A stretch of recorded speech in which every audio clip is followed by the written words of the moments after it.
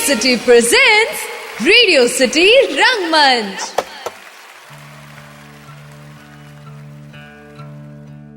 महंगा, इस शब्द का वजन कितना होगा? लिखने या बोलने के बराबर का, या जिंदगी से भारी? सुनील ने सोचा ये शब्द की दहलीज वो शायद कभी लांघ ना सके। हथेली पर चलती पटरी सी रेखाओं के आगे शायद ये किसी का बस चलता है ना? पर कहते हैं टूटता तारा भी एक आखिरी बार चमकता जरूर है। सपनों से नींद खुलने भर के बीच के सफर का नाम है आज की कहानी और नाटक स्विट्जरलैंड की स्माइल।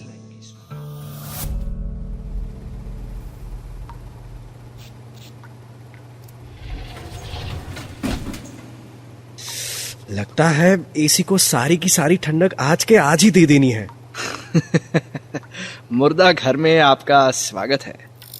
एसी का कूलिंग और भी बढ़ सकता है, पर कम तो कतई नहीं होगा। यहाँ जिंदा से ज्यादा मुर्दे की फिक्र की जाती है।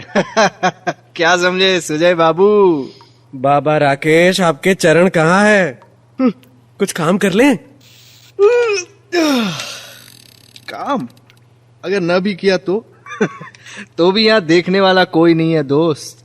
यहाँ सब एक लंबी नींद के सफर पर है।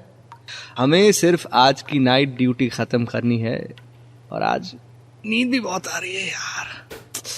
जल्दी सुबह हो जाए तो थोड़ा सुस्ताया जाए।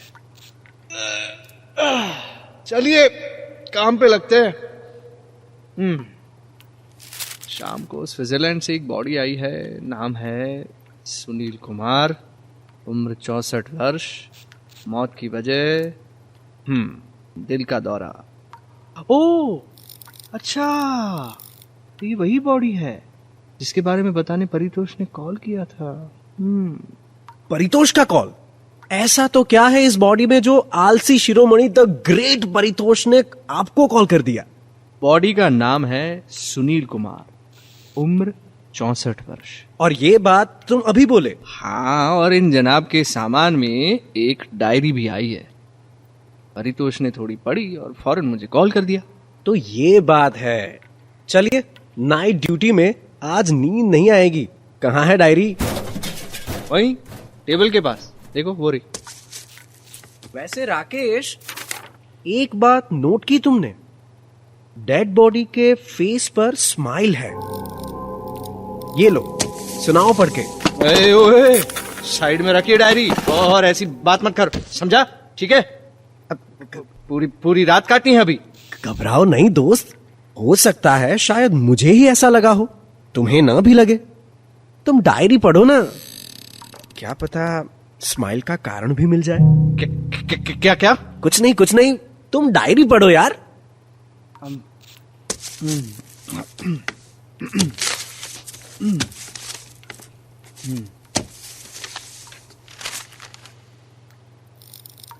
15 अप्रैल 1972। आज का दिन मुझे हमेशा याद रहेगा।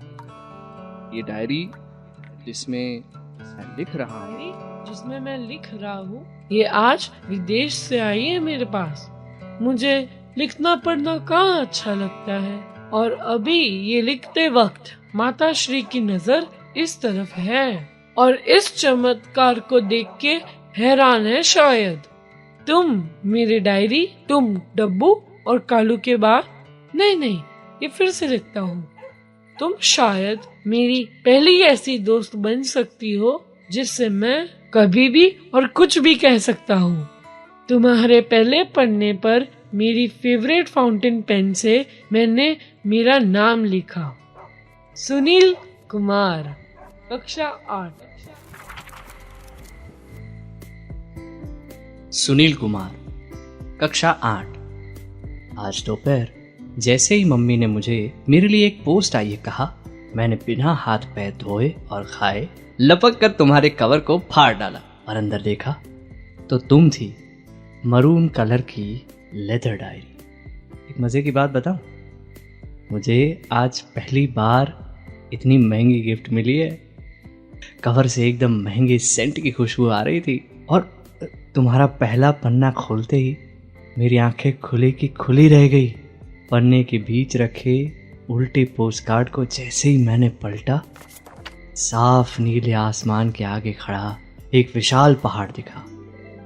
ऐसा पहाड़ मैंने जिंदगी में नहीं देखा। दोपहर से अब तक न जाने कितनी बार पोस्टकार्ड के इस पहाड़ को देखने मैंने बार बार तुम्हारे पन्ने पलटे। पोस्टकार्ड में प्यारे लिख के 2 बार हटा दिया है शायद। सुनील, आशा रखती हूँ तुम ठीक हो। स्कूल में कालू और डब्बू कैसे हैं? पता है, यहाँ की स्कूल में कोई इतनी बदमाशी नहीं करता जितनी तुम लोग वहाँ करते हो। पापा कहते हैं मैं भी धीरे धीरे स्विस बन ही जाऊंगी। मुझे तुम लोगों की बहुत याद आती है, इसीलिए स्विट्जरलैंड की मेरी सबसे फेवरेट जगह का एक फोटो पोस्टकार्ड और पापा के ऑफिस से मिली एक डायरी तुम्हें भेज रही हूँ। ये पहाड़, ये जगह को द मैटरहॉर्न कहते हैं। पूरे स्विट्जरलैंड में से मुझे तुम्हें यही जगह दिखानी है, द मैटरहॉर्न। मम्मी पापा के ट्रांसफ़र के बाद बहुत खुश है, पर मुझे 2 साल यहाँ रहने के बावजूद अभी भी हमारी स्कूल की, बिमला टीचर की, डब्बू, कालू और सबसे ज़्यादा तुम्हारी याद आती है। भारत से यहाँ स्विट्जरलैंड आते वक्त तुम्हें कह नहीं पाई, पर आज द मैटरहॉर्न के सामने बैठ के कह रही हूँ। कभी मौका मिला तो ये जगह तुम्हें ज़रूर दिखाऊंगी। टेक केयर, शुचि। शुचि के अक्षर वैसे मैं देखते ही पहचान गया था। क्लास में भले मैं अभी तक किसी को नहीं बता सका, डब्बू और कालू को भी नहीं, पर मेरी डायरी आज ये मैं तुम्हें और सिर्फ तुम्हें बता रहा हूँ। शुचि मुझे बहुत पसंद है। खैर, वो बात अलग है कि अब इस बात का कुछ नहीं हो सकता। अब तुमसे क्या छुपाना डायरी। काश मैं शुचि को अपने दिल की बात कह पाता। वैसे ये स्विट्जरलैंड है कहाँ? शुचि का पोस्टकार्ड तुम्हारे पन्नों के बीच में रख रहा हूँ, संभाल लोगी ना? वैसे डायरी, मुझे लगता है अगर मैं तुमसे वो सब भी कह सकता हूँ जो मैं शायद किसी से ना कहूँ, तब तो तुम मेरी डायरी ही नहीं, मेरी कहानी भी हो गई। कितना अच्छा है ना? यहाँ मैं तब कुछ लिखूंगा जब जब मेरी जिंदगी में कुछ बहुत खास होगा। तो फिर ये बात तय रही। आशा रखता हूँ ये दोस्ती, ये सिलसिला ये कभी ना रुके। और आज एक और बात भी महसूस हुई। जिंदगी में बड़ा आदमी बन के चाहे कितना भी दूर हो, एक बार स्विट्जरलैंड जाना जरूर है, द मैटरहॉर्न देखने।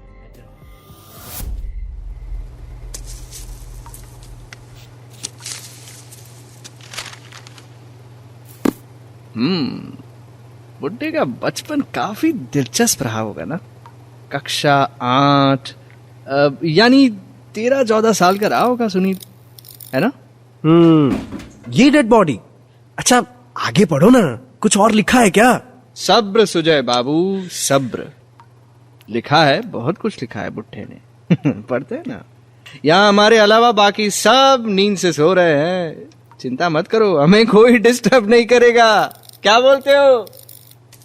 देखते हैं आगे क्या लिखा है सुनील बाबू ने।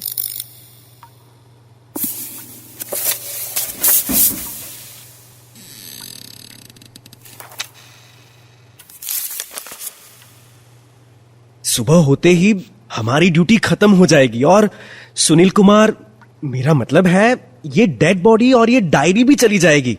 राकेश यार, पहली बार नाइट ड्यूटी में कुछ एंटरटेनमेंट मिला है। जल्दी करो, आगे पढ़ो ना, डायरी में क्या लिखा है? ठीक है, एक मिनट।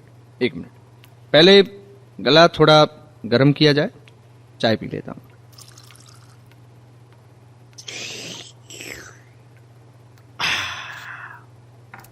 चलिए देखते हैं सुनील बाबू की जिंदगी में आगे क्या लिखा है। कहाँ लिखा है आगे, कहाँ लिखा है?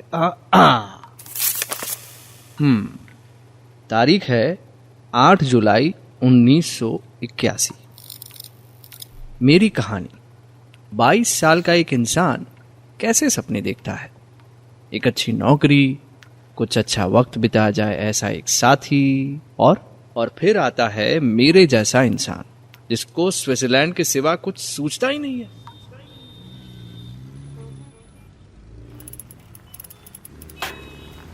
माँ को लगता है मेरा मानसिक संतुलन ठीक नहीं है।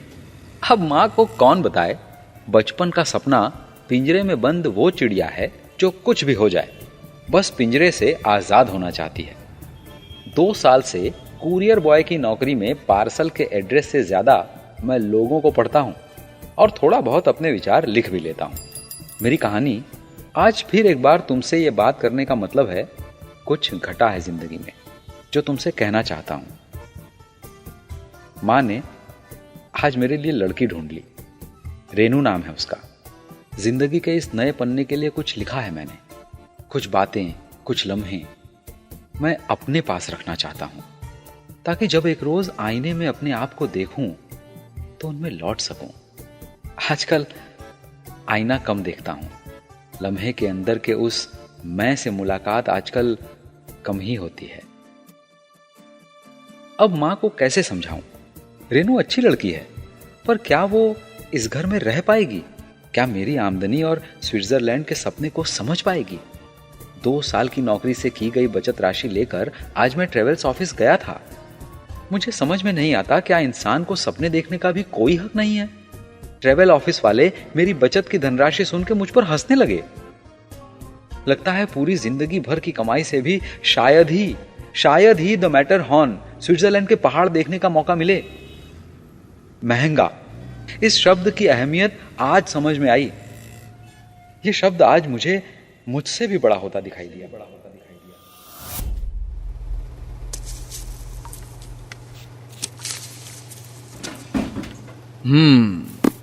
डायरी की पहली एंट्री जब सुनील 13 साल का था।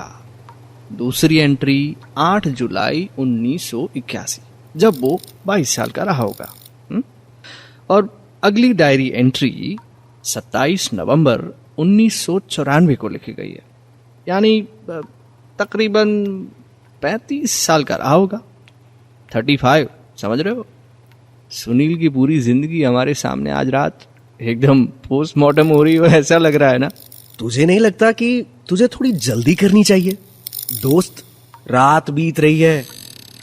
सुनील की डायरी पढ़ते पढ़ते खुद सुनील जैसी बातें करने लगा। क्या? अरे कुछ नहीं, तुम पढ़ो ना, आगे क्या लिखा है। हाँ 27 नवंबर 1994 मेरी कहानी।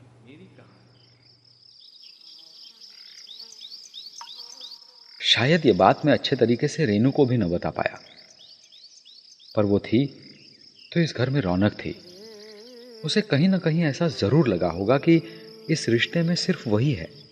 मैं शायद देर से लौटूं, जैसे अक्सर घर आया करता हूं। इस रिश्ते में मेरे आने का इंतजार करते करते वो थक के चली गई, इस घर से भी और मेरे जीवन से भी। डिवोर्स की प्रोसीजर जल्द ही खत्म हो जाएगी और साथ ही खत्म हो जाएगा मेरा ये मानना कि सिर्फ भागना ही सब कुछ है जीवन में। वो अक्सर कहती, मैं चली जाऊं तब जाना अपना स्विट्जरलैंड अकेले, और मुस्कुरा देती। उसकी मुस्कुराहट के पीछे का दर्द मैं आज समझ पा रहा हूं। मेरी कहानी, जिस रिश्ते से आज जिस तरह मैं टूटा हुआ महसूस कर रहा हूं, उस रिश्ते से वो कब से अलग हो चुकी थी। धीरे धीरे आज फिर से मैं अकेला हो गया। इसीलिए शायद ये सब सिर्फ तुम्हें ही बता रहा हूं। न होना और खोने में क्या फर्क होता है? उसने पूछा था एक बार। मैंने कहा था, किसी के न होने का घट जाना शायद किसी के भी साथ हो सकता है, पर खोना तब कह सकते हैं जब न होने के घटने में कुछ अपना भी खो जाना महसूस हो। मुझे लगता है 2 इंसानों के बीच बातें रखने की जगह हमेशा होनी चाहिए, ताकि उसी जगह में गिले भी उतने ही रह सकें जितनी खुशियां। अलविदा रेनू, तुम साथ होती तो तुम्हें जान के खुशी होती कि आज कुरियर कंपनी में मेरा प्रमोशन कर दिया गया। कल रात सपने में मैंने अपने आप को स्विट्जरलैंड की तरफ उड़ता पाया। सुबह उठते ही अपने इस सपने के लिए अपने आप पे बहुत गुस्सा आया मुझे।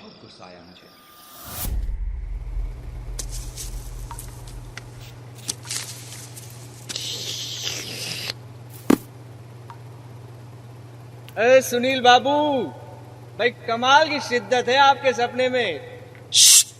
चिल्लाओ मत और डेड बॉडी से बात मत करो। बाहर किसी ने सुन लिया तो लंबी छुट्टी पर भेज दिए जाएंगे। तुम डायरी पे फोकस करो ना यार। रात बीत रही है और हमारे ड्यूटी आवर्स भी खत्म हो जाएंगे।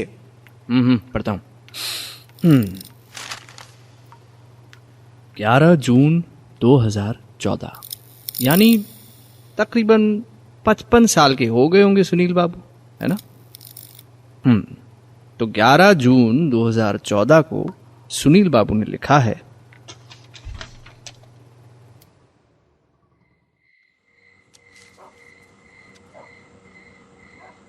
मेरी कहानी इंसान को अपने आप से जितनी उम्मीद होती है उससे कई गुना कम लोगों को उससे होती है। आज दफ्तर में मेरा आखिरी दिन मनाया गया, वो भी मेरी इजाजत के बिना। एक चुप सा, सवालों के उत्तर ना देने के इरादे सा खामोश उत्सव, इस बात के लिए कि 55 वर्ष के व्यक्ति को कुरियर बॉय से अब घर पे आराम करते बुजुर्ग बन जाना चाहिए, वो खुद चाहे या ना चाहे। जिंदगी में पहली बार दफ्तर से घर आने का रास्ता बहुत लंबा लगा मुझे। आज बार बार मुझे वो बच्चा याद आ रहा है जिसने सपना देखा था बड़े होके बड़ा आदमी बनने का, स्विट्जरलैंड जाने का, द मैटरहॉर्न पहाड़ देखने का। जिसे देखते देखते आंखें थक जाएं उसे सपना नहीं छलावा कहते हैं। तुम्ही को पहली बार बताया था वो सपना, और आज शायद मैं तुम्हारे ही सामने ये सपना छोड़ रहा हूं। अब शायद मैं स्विट्जरलैंड कभी नहीं जा पाऊंगा। भूलने की कोशिश इंसान को सबसे ज्यादा मजबूर करती है वही बात याद करने को जो वो भूलना चाहता है। किसी खंडर को देख के महसूस होता है कि ये आखिरी कुछ दीवारें भी गिर ही जाएंगी, पर अक्सर वही दीवारें समेटे हुए होती हैं एक इतिहास को, और वहीं रहती हैं घट चुके और घटने वाले वक्त के बीच, इतिहास में भी नहीं और वर्तमान में भी कम। किसी खंडर को देख के महसूस होता है कि आखिरी कुछ दीवारें भी गिर ही जाएंगी।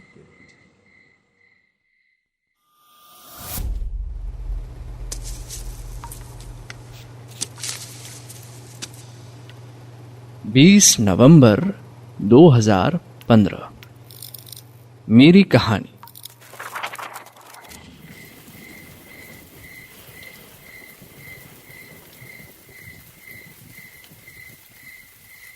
मेरी खिड़की पर एक काली चिड़िया रोज आती है। ध्यान से देखा तो देखा कभी मेरे घर में तो कभी खिड़की पर बैठ जाती है। कुछ और सोचूं कि ख्याल आया कि शायद अपना नया घर बनाने की कोशिश कर रही है। कुछ और सोचूं कि एक सवाल ने डरा भी दिया और अपराध बोध सा महसूस करवाया कि कहीं मेरा घर पहले उसका घर हुआ करता होगा। क्या मेरी जमीन सिर्फ इस वजह से मेरी है क्योंकि मैं इसे खरीद सकता हूं? क्या ये जानती भी है कि रहना है तो खरीदना पड़ता है? कुछ और सोचूं कि देखा चिड़िया मुझे देख रही और फुर्र से उड़ गई और जाते जाते कह के गई कि मैंने तो अपना घर खो के भी अपनी उड़ान बचा ली। क्या तुम घर बना के भी फिर कभी उड़ पाओगे?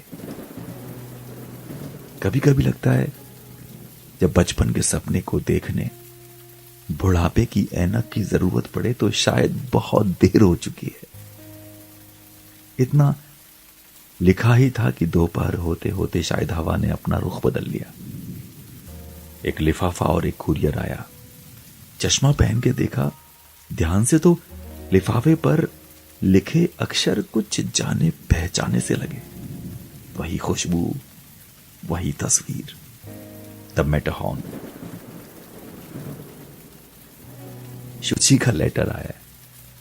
लिखा है, जब सही की अहमियत गलत के दूसरे पार होने के बावजूद भी ज्यादा बढ़ जाए तो क्या किया जाए। सुनील, शायद तुम्हें याद ना हो, पर तकरीबन 40 साल पहले मैंने तुमसे एक वादा किया था कि तुम्हें स्विट्जरलैंड दिखाऊंगी। देर से ही सही, यह वादा पूरा करने जा रही हूं। इस लिफाफे के साथ टिकट भेजिए।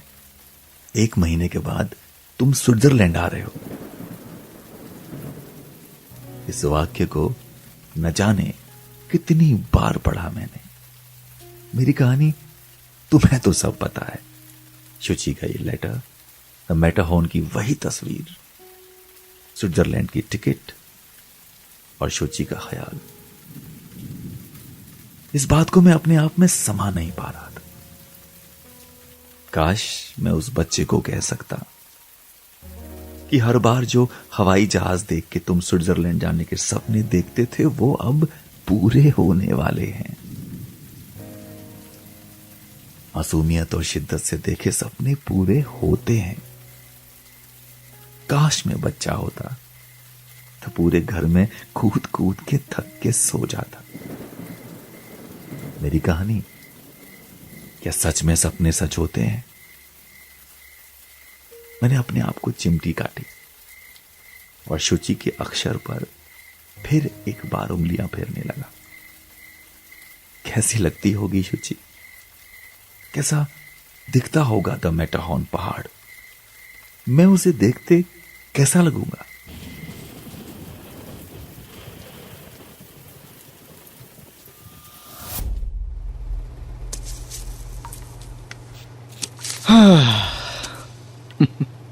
Switzerland, Switzerland, Switzerland. सुनो राकेश, हमारी नाइट शिफ्ट अब कुछ ही देर में खत्म हो जाएगी और सुनील बाबू की बॉडी की आगे की प्रोसीजर शुरू कर दी जाएगी और ये डायरी भी चली जाएगी। घबराओ नहीं यार। पढ़ता हूं आगे क्या हुआ, पढ़ता हूं। 31 दिसंबर 2015।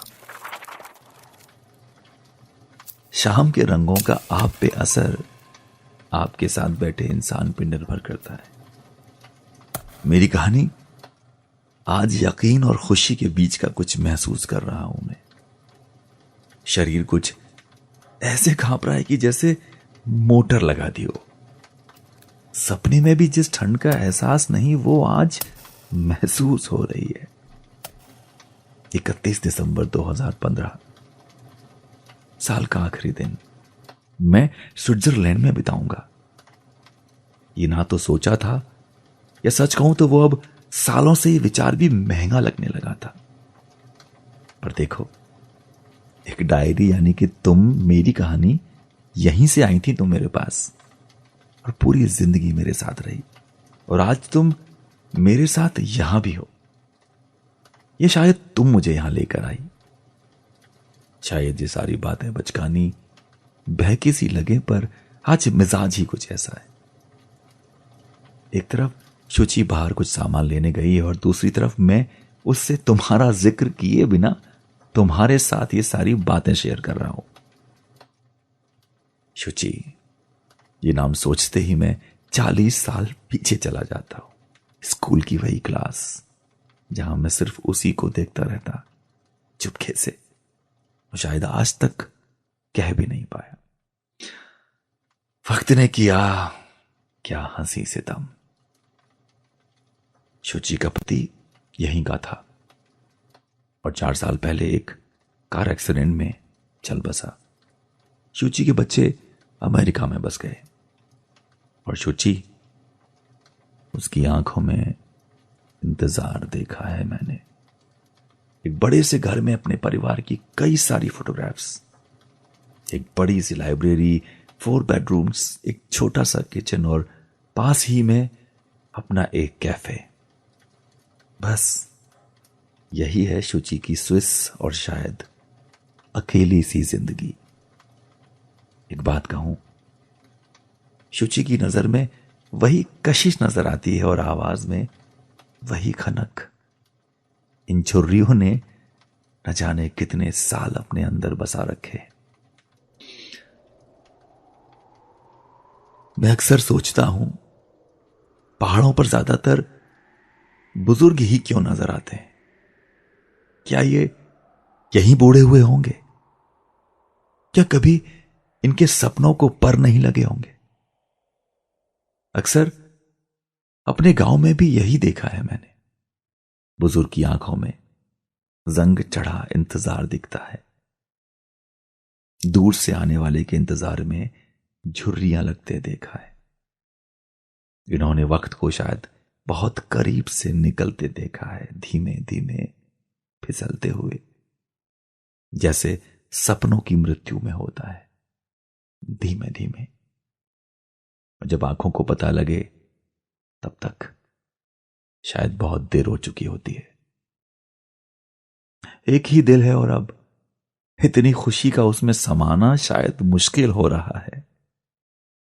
कल सुबह शुचि मुझे मेरे सपने के पास ले जाने वाली है। नए साल की पहली सुबह हम द मैटरहॉर्न में देखेंगे।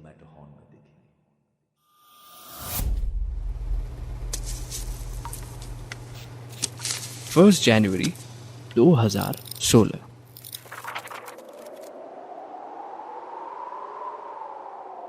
नए साल की सुबह, द मैटरहॉर्न। ये पहाड़ से कहीं ज्यादा ऊंचाई मैंने इसको अपने विचारों में दी है। मानो कोई मंत्र, अपनी पसंद का वो नाम जो आपने अपनी पूरी जिंदगी दोहराया हो। सामने द मैटरहॉर्न है और शुचि दूर से इस पल को अपने कैमरे में कैद करने की कोशिश कर रही है। जब से मैंने इस पहाड़ के सामने पैर रखा है, तब से चेहरे पर मुस्कान और दिल में कान तक सुनाई देती धड़कन है। शुक्रिया शायद छोटा पड़ जाए शुचि के लिए, जो उसने मेरे लिए किया है। मेरी आंखें बार बार गीली हो रही हैं, इसलिए भी क्योंकि शायद पलकें झपका के मैं एक पल भी इस दृश्य को अपनी आंखों से ओझल नहीं होने देना चाहता। मेरी कहानी आज शायद शुचि को मेरी इस मुस्कान का दूसरा कारण भी कह सकूं। उस बात के लिए जो बिन कहे महसूस करवाई तुमने, उस मुस्कान के लिए जिसने पूरा दिल भर दिया अंदर ही अंदर।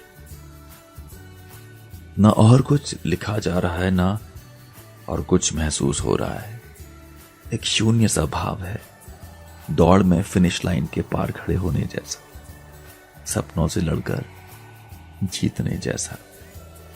दिल इतना तेज धड़क रहा है कि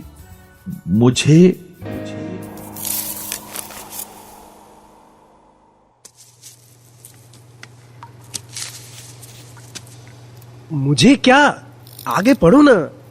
दिल इतना तेज धड़क रहा है कि मुझे आगे क्या लिखा है राकेश? नहीं लिखा है आगे कुछ, और मुझे का झ देखो, पूरा नीचे तक खींचा हुआ है। पेन इतनी जोर से खिस गई है कि उससे खींची लाइन से बाकी का पूरा पन्ना पलट गया है। देखो देखो। मतलब कुछ तो लिखा होगा ना आगे। अरे डायरी गिर गई होगी, देखो ना आगे। एक सेकंड। एक और पोस्ट कार्ड दिखा। ये तो वही जगह का पोस्ट कार्ड है। I mean photo post card है। ये सुनील जी की तस्वीर है, वहीं द मैटरहॉर्न के आगे। इसमें सुनील जी खड़े हैं मुस्कुराते हुए। स्माइल तो देखो। अरे एक मिनट, पीछे कुछ लिखा भी है। मेरे सुनील। मेरे सुनील, काश ये 2 शब्द मैं तुम्हें कह सकती। काश स्कूल की क्लास के वक्त ये कह सकती कि तुम्हारा मुझे देखना मुझे अच्छा लगता है। देर शब्द का अर्थ आज मुझसे ज़्यादा शायद ही कोई महसूस कर पाए। स्टीव और मेरी दोस्ती यहाँ कॉलेज के दौरान हुई थी। सब ठीक था, पर फिर भी कुछ सामान्य ना होने का ख्याल हमेशा सताता और तब तब तुम्हारी याद आती। कुछ साल पहले स्टीव के जाने के बाद अकेलेपन में तुम्हारा ख्याल आता। मैं अपने आप को समझा देती कि एक उम्र के बाद कुछ भी ना कहना ही शायद ठीक रहता है। फिर एक दिन तुम्हें भेजे पोस्टकार्ड जैसा ही एक पोस्टकार्ड दिखा और किया हुआ वादा याद आया। कैफे की कुछ सेविंग्स निकाल के फौरन तुम्हारा वीजा और टिकट्स करवाई। मैंने एक पल भी ना सोचा कि तुम्हारी जिंदगी अब तक कहां पहुंची होगी।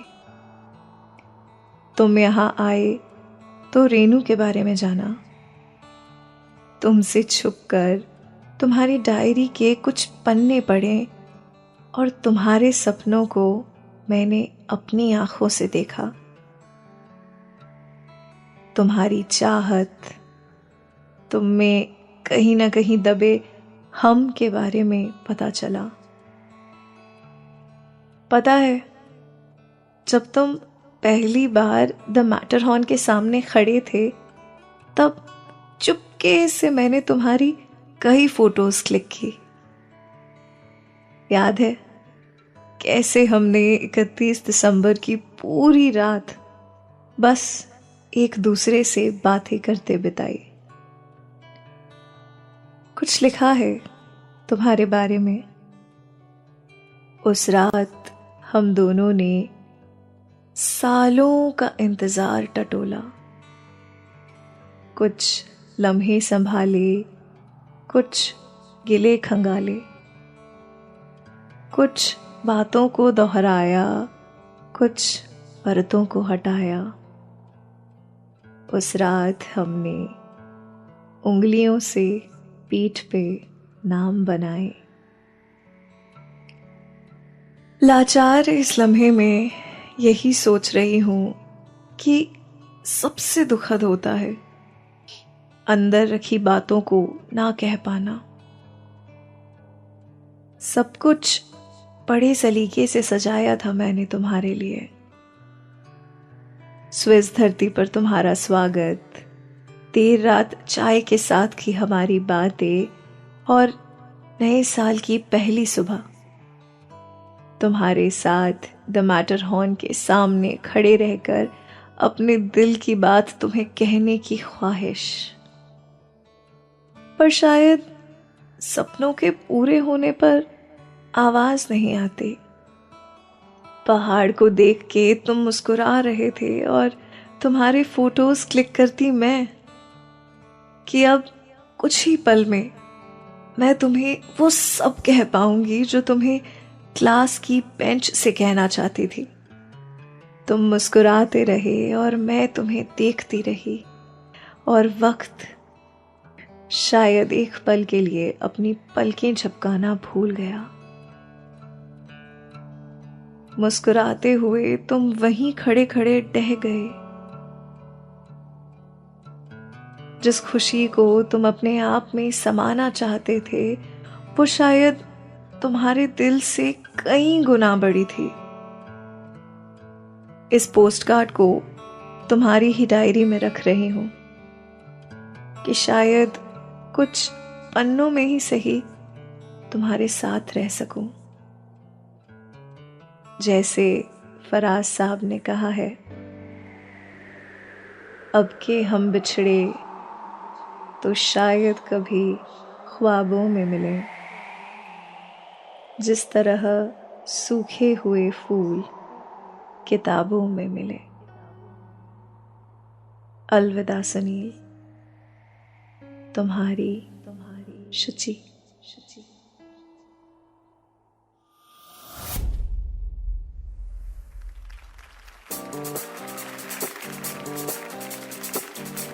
रेडियो सिटी रंगमंच में आपने सुना रेडियो नाटक स्विट्जरलैंड की स्माइल। रंगमंच के और भी कई सारे रेडियो नाटक के एपिसोड्स देखने के लिए सब्सक्राइब करें रेडियो सिटी इंडिया के यूट्यूब चैनल और फॉलो करें Radio City Gujarati Facebook and insta page. परिचय: sound engineer Madhu Rawal, narration Nishant Gadhvi, voice actors Sujay Hardik Prajapati, Rakesh Nishant Gadhvi, Sunil Kumar अपनी अलग अलग वय में, सार्थक नरेला, सौरभ शुक्ल, संजल खंडेलवाल, शुचि आरजे दामिनी। कहानी, डायलॉग और निर्देशन निशांत गढ़वी।